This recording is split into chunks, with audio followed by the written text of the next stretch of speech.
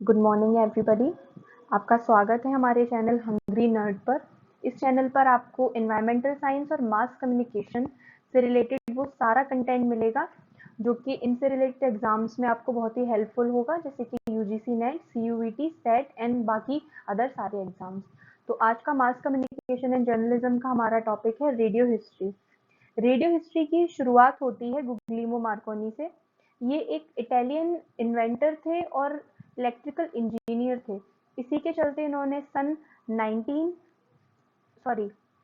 1895 में radio communication की शुरुआत की। रेडियो कम्युनिकेशन यानी कि इन्होंने एक डिवाइस का इन्वेंशन किया जिससे कि वायरलेस कम्युनिकेशन को आगे आप प्रोसीड कर सकते हैं, यानी कि सिग्नल्स जो होते हैं वायरलेस सिग्नल्स, उनको सेंड एंड रिसीव किया जा सकता है। तो आप ये ईयर याद रखेंगे 1895। ओके, आगे हम देखते हैं। ईयर्स को आपको जरूर ध्यान में रखना है क्योंकि यूजीसी नेट में आजकल फैक्ट से रिलेटेड काफी क्वेश्चंस आ रहे हैं। जैसे कि आपको नाम याद रखना है, who is the inventor of radio, he was Guglielmo Marconi. Okay, तो आगे देखते हैं हम।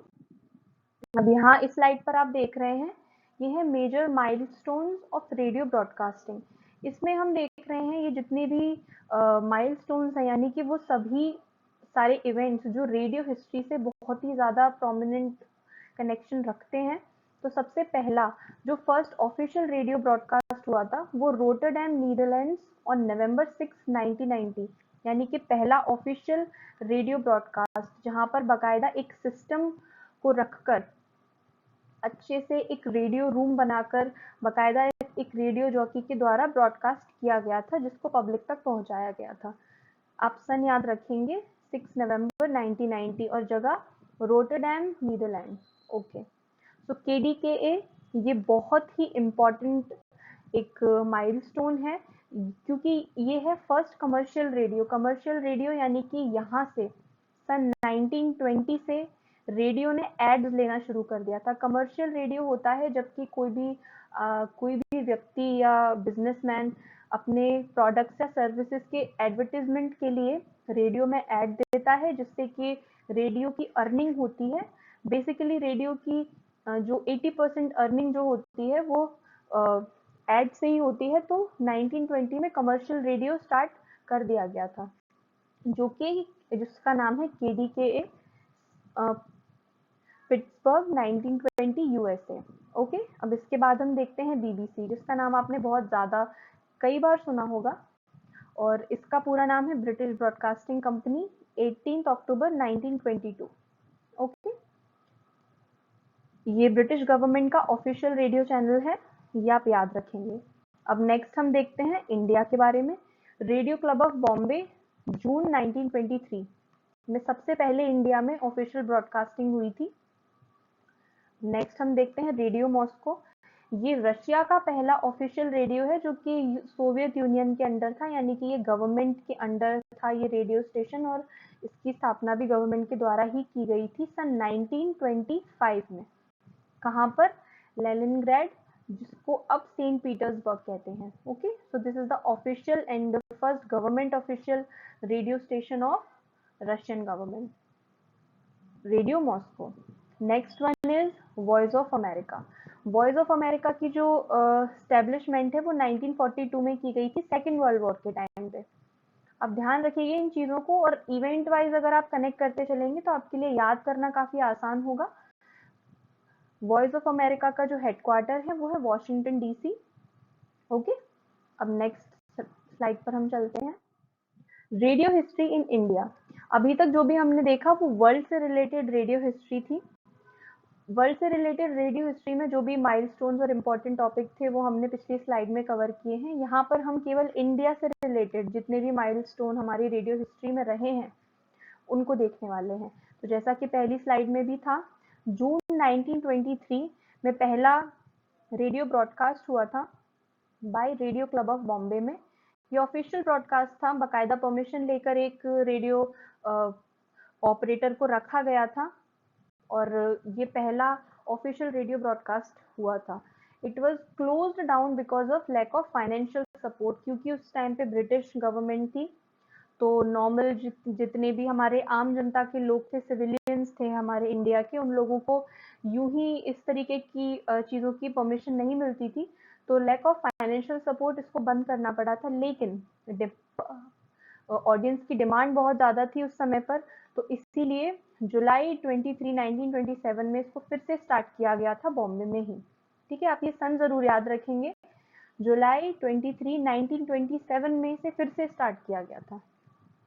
फिर 1930 में इसकी पॉपुलैरिटी को देखते हुए और ये देखते हुए कि लोगों तक अच्छे तरीके से मैसेज पहुंचाए जा सकते हैं और क्रांति लाई जा सकती है इस तरीके की टेक्नोलॉजी से और टूल से, तो ये क्रांति कहीं ज़्यादा ना फैल जाए, तो इस चीज़ को यानी कि रेडियो को 1930 में ब्रिटिश गवर्नमेंट ने अपने अंडर ले लिया था।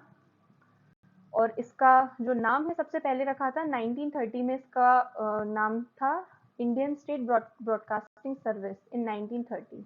ओके, नेक्स्ट हम देखते हैं all India radio. All India radio आपने ज़रूर इसका नाम सुना होगा, आज भी हम इसको ऑल इंडिया रेडियो ही बोलते हैं, कई सारे लोग इसको ऑल इंडिया रेडियो ही बोलते हैं, लेकिन उसका नाम जो है आकाशवाणी है। तो इंडियन स्टेट ब्रॉडकास्टिंग सर्विस का जो नाम है उसको ऑल इंडिया रेडियो कर दिया गया था 8 जून 1936।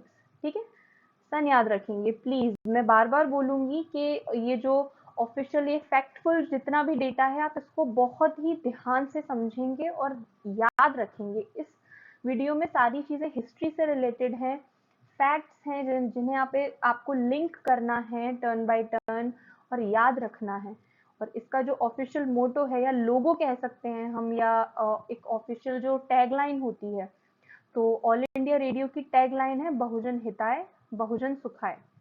ठीक है, आप उसका लोगो देखेंगे तो उसके ऊपर भी आपको लिखा हुआ दिख जाएगा, आप गूगल पर सर्च कर देखिएगा। इन 1957, अब क्योंकि हम 1947 में आज़ाद हो गए थे, तो ऑल इंडिया रेडियो का नाम भी बदलकर ऑल इंडिया रेडियो से आकाशवाणी कर दिया गया है ना 1957 में। In 1957 also they started Prasar Bharati service. Prasar Bharati service जो है वो टोटल हिंदी लैंग्वेज सर्विस है और सबसे ज़्यादा अप्रिशिएट किए जाने वाली और सबसे ज़्यादा पॉपुलर जो है आकाशवाणी की ये सर्विस है, प्रसार भारती नाम से इसको जाना जाता है ना। प्रसार भारती अगर शब्द सुन लें आप तो याद रखिएगा 1957 में से स्टार्ट किया गया था और ये टोटल हिंदी सर्विस है आकाशवाणी की। ओके, जितने भी स्टेट्स हैं जो हिंदी भाषी हैं, जहाँ पर हिंदी भाषा को अप्रिशिएट किया जाता है, बोला जाता है, यूज किया जाता है, वहां पर इसका ब्रॉडकास्ट होता है। नेक्स्ट हम चलते हैं। ओके, सो यहाँ हमारा वीडियो खत्म होता है गाइस। तो मैं चाहूंगी कि आप हमारे चैनल को लाइक करें, शेयर करें, सब्सक्राइब करें, और ये वीडियो आपके लिए बहुत हेल्पफुल होगा आपके सभी एग्जाम्स जिनमें जो कि मास कम्युनिकेशन और मास कम्युनिकेशन से जुड़े हुए हैं। बाकी इस चैनल पर आपको इन्वायरमेंटल साइंस और मास कम्युनिकेशन से रिलेटेड वो सभी डाटा मिलेगा। तो उसके लिए आप हमारे चैनल को सब्सक्राइब कीजिए और आप हमें इंस्टाग्राम पर फॉलो भी कर सकते हैं hungry.nerd123 के नाम से। Please, thank you so much for today.